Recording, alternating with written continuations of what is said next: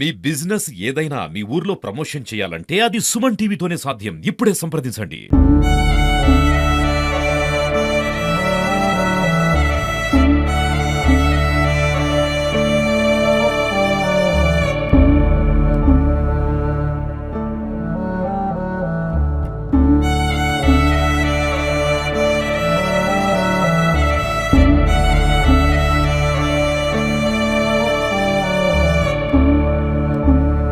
మరణంలోనూ ఇద్దరి స్నేహితుల బంధం విడిపోలేదు. నిన్న వేకువజామున 3 గంటలకి తిమ్మాపూర్ మండలంలోని రేణిగుంట స్టేజీ వద్ద గుర్తు తెలియని వాహనం ఢీకొని ఇద్దరు స్నేహితులైతే మృతి చెందారు. ఒకరు బెజ్జకి మండల కేంద్రానికి చెందినటువంటి భానుప్రకాష్, మరొకరు గన్నేరువరం మండలంలోని చీమలకుంట గ్రామానికి చెందినటువంటి నరేష్. ఇద్దరు కూడా ఒక పని నిమిత్తం కరీంనగర్ వెళ్లి వస్తుండగా గుర్తు తెలియని వాహనం ఢీకొట్టడంతో కూడా ఇద్దరు అక్కడికక్కడే మృతి చెందారు. ప్రస్తుతం అయితే మనం బెజ్జంకి మండల కేంద్రంలో ఉన్నాము. ఇక్కడ భానుప్రకాష్ వల్ల ఇంటికి వెళ్ళి అసలు ఏం జరిగింది, వాళ్ళిద్దరు ఎప్పుడు బయటికి వెళ్ళారనేది కూడా అడిగి తెలుసుకునే ప్రయత్నం అయితే చేద్దాం.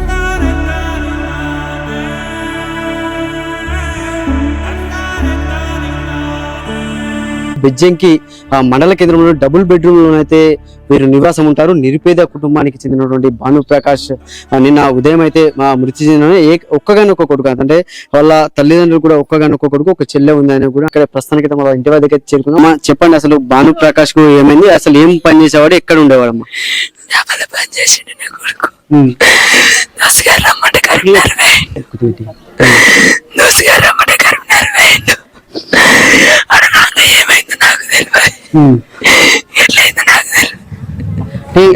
ఇంట్లో నుంచి ఎప్పుడు బయటికి వెళ్ళి నీకు ఫోన్ ఏటన్నా ఇటు పోతాను అమ్మా అని ఏమన్నా చెప్పింది అమ్మ?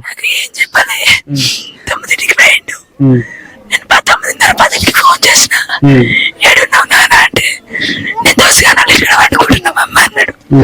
అన్న వండుకున్నాడు, నేను నమ్ముకున్నా. ఇక నుంచి అంటే ఎప్పుడు అయింది నాకు తెలియదు, ఏమైంది నాకు తెలియదు. అంటే వాళ్ళ ఫ్రెండే ఇక్కడికి వచ్చి తీసుకెళ్ళిందా, ఈయన ఏమైనా వెళ్ళిందా? ఒక్కడే వేయండి ఇంటికాంచి, ఇంటికాంచి ఒక్కడే వేయండు. వాళ్ళు దోసగానాలు ఇంటికాంచి ఆ పిల్లగాడు వచ్చి తీసుకుపోయినట్టు. నాకు ఎక్కడితే తెలుసు, నాకు ఎక్కడ ఎక్కువ. ఏం పని చేసేది భానుప్రకాష్? ఎంతవరకు చదువుకున్నాడు, ఏం పని చేసేది? టెన్త్ పాస్ అయ్యిండు, టెన్త్ పాస్ అయ్యిండు, డాబాలో పని చేసిండు శనివారం కాడ. ఆ నుంచి బెంగళూరు వేయండు, అక్కడ 15 రోజులు ఉన్నాడు. 15 రోజుల కాంచి ఢిల్లీ కొమ్మన్నారట.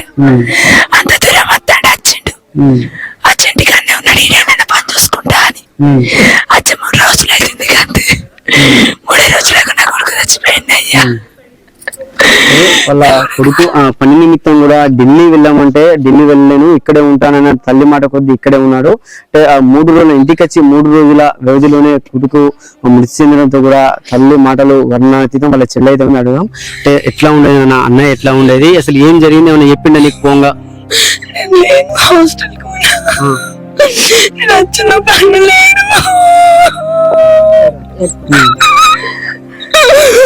నువ్వు హాస్టల్లో ఉన్నా?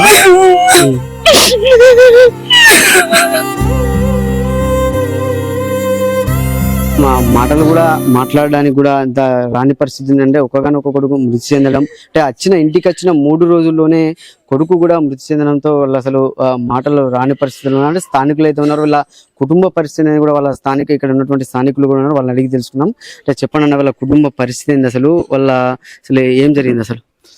భానుప్రకాష్ అనే అబ్బాయి వాళ్ళు చాలా పేద కుటుంబం, ముద్రాజు కుటుంబం వాళ్ళది. వాళ్ళు ఏంటంటే కూలీ పని చేసుకొని బతికే స్థితిలో ఉన్నారు వాళ్ళు. ఎందుకంటే చాలా పేదవాళ్ళు. తల్లి తండ్రి అనేది ముఖ్యం, మనకు కావాల్సింది. భానుప్రకాష్కు తల్లి ఒక కాడ, తండ్రి ఒక కాడ జీవనం పోషిస్తున్నారు. 2 పిల్లలను పట్టుకొని ఆమె పాపము కూలీ పని చేసుకుంటూ ఆమె ఒక జీవనం గడుపుతుంటే అకస్మాత్తుగా ఈ భానుప్రకాష్ అనేది చనిపోవడం అనేది కూడా చాలా బాధాకరం. అది చాలా బాధాకరమైన విషయం. మాకు కూడానే ఆ రోజు రాత్రి వెళ్ళిపోయిన సంఘటన మాకు తెలియదు, కానీ పొద్దున ఉదయాన్నే లేచేసరికి మా అందరికీ భానుప్రకాష్ అనేటైనా ఆయన ఫ్రెండ్ కలిసి ఇద్దరు కలిసి రేణుకుంట సాయిబాబా టెంపుల్ దగ్గర యాక్సిడెంట్లో చనిపోయింది అనడంతో మా అందరికి బాధాకరం అనిపించి అందరం ఊటాఊటిన మేమంతా సంఘటన స్థలానికి వెళ్ళడం జరిగింది.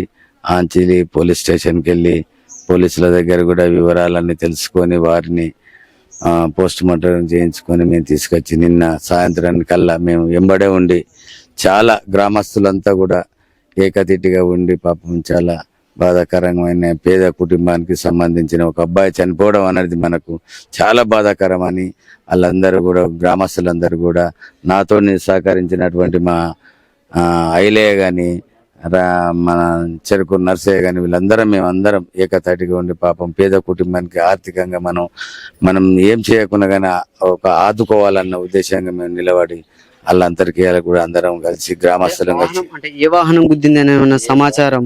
ఏ వాహనం అనేది దానికి తెలియకుండా గుర్తు తెలియని వాహనం అయిపోయింది అక్కడ. ఎందుకంటే సమయానికి అక్కడ వాహనం ఉన్నది అన్నట్టు లేదు, లేకుంటే అక్కడ సీసీబుడి కూడా కరెక్ట్ పనిచేయడం లేదు. సీసీబుడి ఉన్నది కానీ కరెక్ట్ పనిచేయడం లేదు.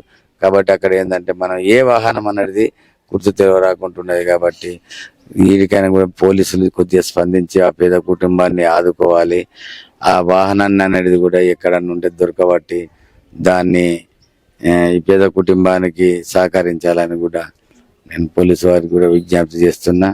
పాపం భానుప్రకాష్ కుటుంబానికి మేము ఎల్లకాలం కూడా గ్రామస్తులం అందరం అండగా ఉంటాము.